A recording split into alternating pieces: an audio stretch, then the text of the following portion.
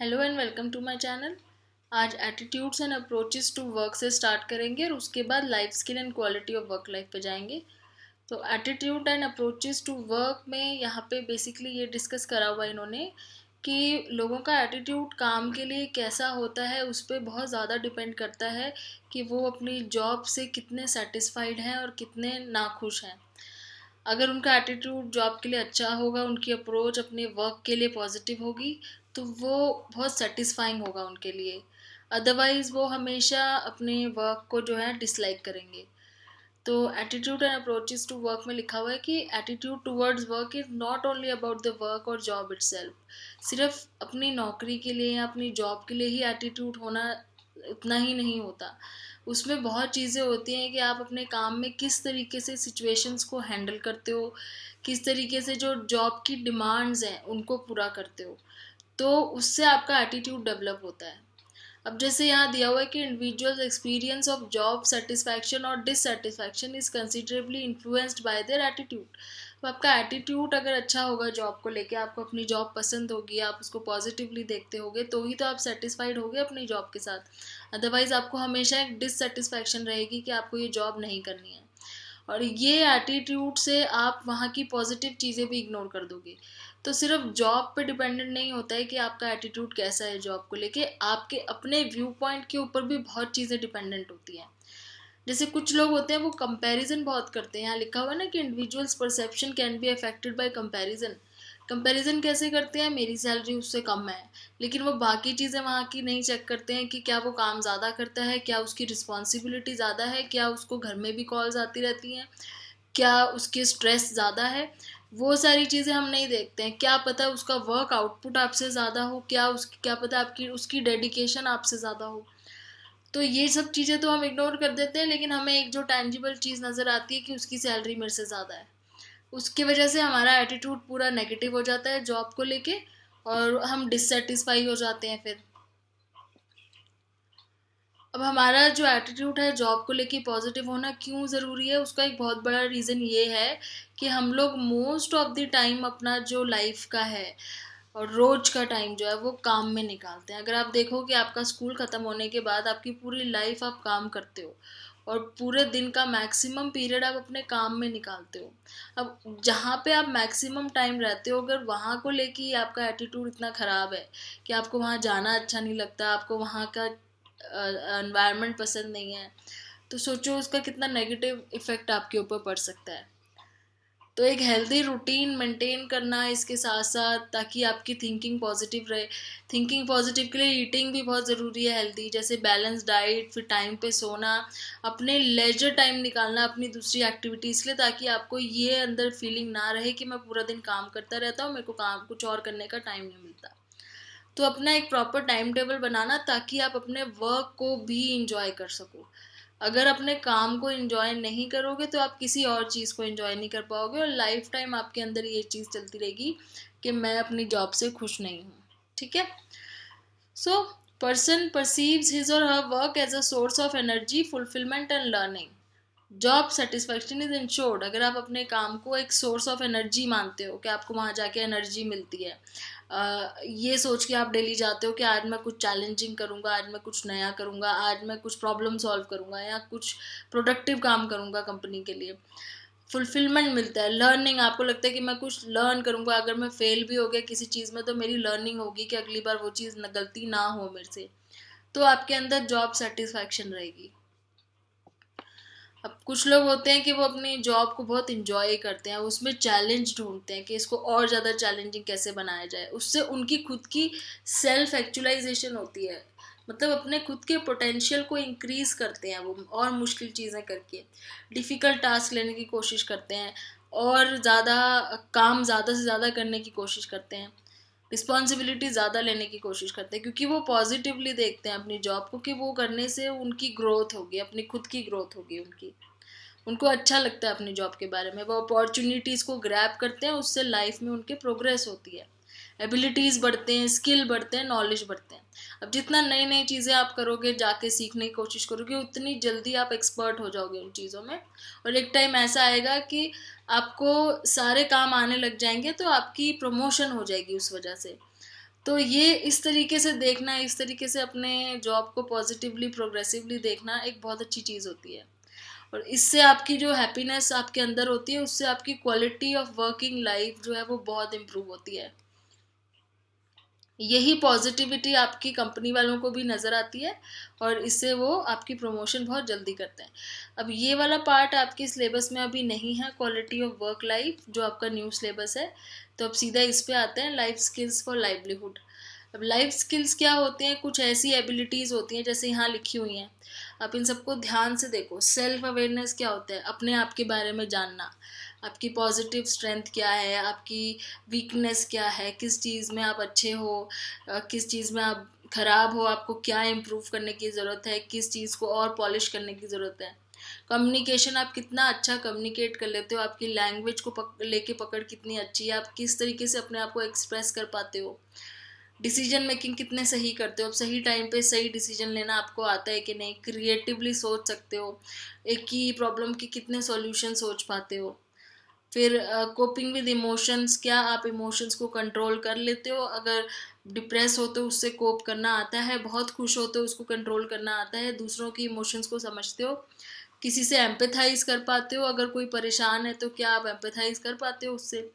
Interpersonal relationship दूसरों के साथ कैसे हैं, प्रॉब्लम सॉल्विंग स्किल्स आपके कैसे हैं, क्रिटिकल थिंकिंग मतलब कितना क्रिटिकली सोच सकते हो, कितनी डिटेल में जाके सोच सकते हो चीज़ों को, और स्ट्रेस से कैसे कोप करते हो, अगर स्ट्रेस होता है बार बार आपको जॉब में तो कैसे कोप करते हो उससे। ये सारी क्या है? लाइफ स्किल्स हैं। और आपको लगता नहीं कि ये सारी लाइफ स्किल बहुत ज़रूरी है हम सबके अंदर होनी? इसमें से एक भी मिसिंग होती है तो हमारी पूरी लाइफ में इफ़ेक्ट पड़ता है। अगर हम गलत डिसीजन लेते हैं तो पूरा इफेक्ट, उसका पूरा इफेक्ट जो है हमारी पूरी लाइफ टाइम में गलत पड़ सकता है। या फिर अगर आपकी क्रिएटिव थिंकिंग नहीं है तो आप बार बार प्रॉब्लम्स में अटक सकते हो। प्रॉब्लम सॉल्विंग स्किल्स नहीं है तो आपकी प्रॉब्लम्स ख़त्म नहीं होंगी। एम्पैथी नहीं है तो कोई आपके साथ इमोशनल बॉन्डिंग नहीं बना पाएगा। क्रिटिकल थिंकिंग नहीं है तो आप छोटी छोटी डिटेल्स को मिस कर दोगे, जिससे आपका काम खराब हो सकता है। सेल्फ अवेयरनेस नहीं है तो अपने आप को ग्रो नहीं कर पाओगे, डेवलप नहीं कर पाओगे। तो ये सारी जितने भी लाइफ स्किल हैं ये बहुत ज़रूरी है। अडाप्टिव स्किल्स हैं, ये किस तरीके से अपने एनवायरनमेंट में हमें अडाप्ट करना चाहिए और पॉजिटिव बिहेवियर बिल्ड करने के लिए, ये वो सारी हैं जो हमें एक अच्छी लाइफ जीने में हेल्प करती है। इसलिए इनका नाम ही लाइफ स्किल्स है। that enable individuals to deal effectively with demands and challenges of everyday life। तो जो डेली हमारी लाइफ में डिमांड्स आती हैं, सिचुएशन की चैलेंजेस आते हैं, उससे कैसे डील करना है वो ये सिखाती हैं लाइफ स्किल्स। तो लाइफ स्किल्स बहुत ज़्यादा इंपॉर्टेंट है। अगर इम्पोर्टेंस आप वैसे अगर आपको क्वेश्चन आता है तो आपने यहाँ पे ये लिखना है कि they are important because they apply across the life span and promote and protect life. पूरे लाइफ टाइम वो काम आती है, प्रमोशन में हेल्प करती है, प्रोटेक्शन में हेल्प करती है, हेल्थ वेलबींग में हेल्प करती है। वर्ल्ड हेल्थ ऑर्गेनाइजेशन क्या कह रहा है कि life skills are thinking, coping and social skills which are abilities that can enhance people's interaction with others. तो ये तो वर्ल्ड हेल्थ ऑर्गेनाइजेशन की डेफिनेशन है। तो life skills are ability that that enable people to behave in healthy ways. तो life skill क्या abilities हैं जिससे लोग हेल्दी वे में वो बिहेव करते हैं, पर्टिकुलरली ऐसी सिचुएशन में हेल्दी बिहेव करते हैं जो चैलेंजिंग सिचुएशंस होती हैं उनके लिए। तो इस तरह से ये लाइफ स्किल जो है डेवलप करना बहुत ज़रूरी है। तो appropriate and adequate knowledge, attitude and values enable one two develop healthy life skill. तो लाइफ स्किल्स होने के लिए क्या ज़रूरी है? आपको नॉलेज होनी चाहिए प्रॉपर, आपका एटीट्यूड पॉजिटिव होना चाहिए, आपके अंदर वैल्यूज़ होनी चाहिए प्रॉपर। जब ये तीनों चीज़ें होंगी प्लस आप अपने लाइफ स्किल डेवलप करोगे तो उससे आपको क्या बेनिफिट होगा? अगर आप इन दोनों चीज़ों को प्लस करोगे कि आपके अंदर आपके पास नॉलेज है चीज़ों की, आपका एटीट्यूड पॉजिटिव है और आपकी वैल्यूज़ जो है पॉजिटिव है, प्लस आपके अंदर लाइफ स्किल्स हैं, तो क्या होगा? आपकी psycho social competence and behaviour increase होगा। साइको सोशल कॉम्पिटेंस मतलब अपने आप को कॉम्पिटेंट बनाओगे, आप दूसरों से कॉम्पीट करने लायक बनाओगे अपने आप को। पॉजिटिव हेल्थ होगी आपकी और नेगेटिव बिहेवियर प्रिवेंट करोगे, आप नेगेटिव बिहेवियर अपने पास नहीं आने दोगे। तो इस तरीके से ये दोनों चीज़ें मिलके ये 3 बेनिफिट्स हमें देती हैं। Life skills enable people to act in ways that can contribute to personal and social changes for promotion of their own health and development। तो लाइफ स्किल क्या करती है? हमारे खुद की हेल्थ और अपनी डेवलपमेंट में हमें हेल्प करती है। They are needed by individuals to function effectively. तो ये सारी इंपॉर्टेंस लिखी हुई है लाइफ स्किल की, कि हमें क्यों लाइफ स्किल ज़रूरी है, ताकि हम इफ़ेक्टिवली काम कर सकें, कंस्ट्रक्टिवली काम कर सकें, अपनी हेल्थ को और अपने आप को ग्रो कर सकें, डेवलप कर सकें, अपनी कॉम्पिटेंसीज़ को बढ़ा सकें, अपने बिहेवियर को पॉजिटिव बना सकें। ठीक है, तो ये सारी पॉजिटिव चीज़ें करने के लिए लाइफ स्किल्स की ज़रूरत पड़ती है। यहाँ पे आपका टॉपिक ख़त्म हो गया। ये वाला टॉपिक आपके सिलेबस में नहीं है, न्यू सिलेबस में। तो ये रिव्यू क्वेश्चंस आते हैं बाद में कि explain the term quality of work life. तो क्वालिटी ऑफ वर्क लाइफ क्या होती है कि आप अपने काम में खुश हो, आप वहाँ पे पॉजिटिवली काम करते हो, आप उसको चैलेंजिंग सोचते हो, आपको लगता है वहाँ जाके आप कुछ नया सीख रहे हो। तो जब सब कुछ पॉजिटिव होता है तो उससे आपकी काम की क्वालिटी इंक्रीज होती है। लाइफ स्किल्स क्या है जो अभी हमने डिस्कस किए, वो 10 लाइफ स्किल्स हैं जो आपको प्रॉपर ग्रोथ एंड डेवलपमेंट में हेल्प करते हैं। What is meant by healthy work environment, जहाँ पे ग्रोथ की अपॉर्चुनिटीज़ मिलती हैं, जहाँ पे लर्निंग के चांसेस मिलते हैं, जहाँ पे डिसीजन मेकिंग में सबके व्यू पॉइंट्स को सुना जाता है, जहाँ पे एम्प्लॉयज़ को पॉजिटिवली देखा जाता है। इस तरह के थोड़ी थोड़ी चीज़ें आपने लिखनी है जो एक हेल्दी वर्किंग एनवायरनमेंट में होनी चाहिए। ये कैसे क्रिएट किया जा सकता है, कम्युनिकेशन के थ्रू क्रिएट किया जा सकता है, लोगों के साथ एम्पथाइज करके क्रिएट किया जा सकता है, अच्छे रिलेशंस बना के क्रिएट किया जा सकता है। मतलब ये आपने लाइफ स्किल से ही जोड़ के ये सारी चीज़ें लिखनी है। फिर एक छोटा सा टॉपिक और कर लेते हैं, essential soft skills at work place. Soft skills क्या होते हैं? सॉफ्ट स्किल का मतलब है जो जैसे लाइफ स्किल है वैसे ही सॉफ्ट स्किल है, ये आपको हेल्प करते हैं अपनी ग्रोथ में। तो वर्क प्लेस में किस तरह के सॉफ्ट स्किल चाहिए, जैसे वर्किंग प्रोडक्टिवली, आप जो काम करते हो अपने ऑफिस में जाके वो प्रोडक्टिव होना चाहिए। ऐसा कोई काम नहीं होना चाहिए कि बस आप अपना दिन काट रहे हो वहाँ पे। प्रोडक्टिव काम होना चाहिए जिससे कंपनी को कुछ फ़ायदा हो, आपको कुछ फ़ायदा हो, कुछ नया क्रिएट हो, कुछ प्रॉब्लम सॉल्व हो, कुछ सॉल्यूशन हो किसी चीज़ का, कुछ ऐसी चीज़ जिससे दोनों को फ़ायदा हो। इसके लिए आपको नॉलेज चाहिए, स्किल चाहिए, एक्सपर्टीज़ चाहिए, एक्सपीरियंस भी चाहिए, और थोड़ा सा एंथुजियाज़म भी चाहिए, इंटरेस्ट होना चाहिए, ज़ील होना चाहिए, तभी आप प्रोडक्टिवली काम करोगे।